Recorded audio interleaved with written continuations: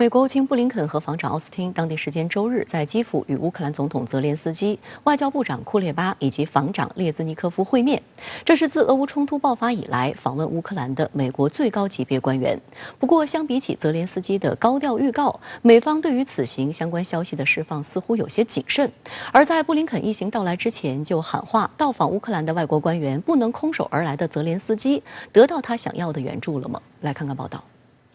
乌克兰总统泽连斯基周日在社交平台上发文，称自己与到访首都基辅的美国国务卿布林肯和国防部长奥斯汀举行会晤，双方讨论了防务援助、加强对俄罗斯的制裁、对乌克兰的金融援助和安全保障等问题。泽连斯基还配发了几张自己与布林肯和奥斯汀会面的照片。此次会晤持续了3个小时，是原定时间的2倍多。路透社援引美国国务院一名高级官员的话说，布林肯和奥斯汀是在上周6前往波兰的，随后在周日经陆路进入乌克兰境内。但该官员拒绝透露布林肯和奥斯汀的具体行程或安保详情，也拒绝让记者跟随。由美国官员在波兰向媒体做了美国此访的简报，但条件是他们不能在美国一行人安全离开乌克兰之前报道此次访问。之所以不公布这个具体的人选和具体的时间，也是考虑到安全问题，而且双方确实是要，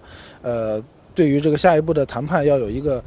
落实的这个具体的这样一个安排啊，所以说美方还是忌惮此次的这个行程啊，包括具体的时间泄露出去。另外一方面呢，也是不想再进一步的可能刺激这个俄方吧，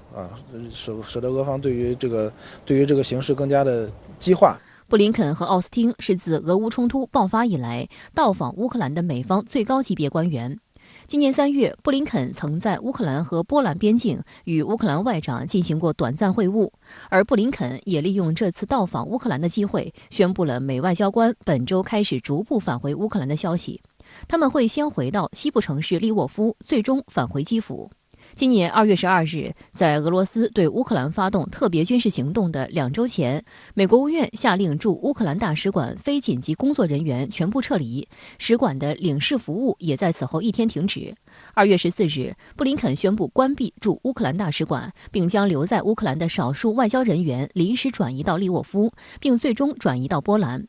有美国国务院官员称，他们正加速返回大使馆的计划，并称面对面的接触是无可替代的。当然，回到乌克兰也有象征意义。该官员还透露，美国总统拜登周一将正式提名现任美驻斯洛伐克大使布林克担任美驻乌大使。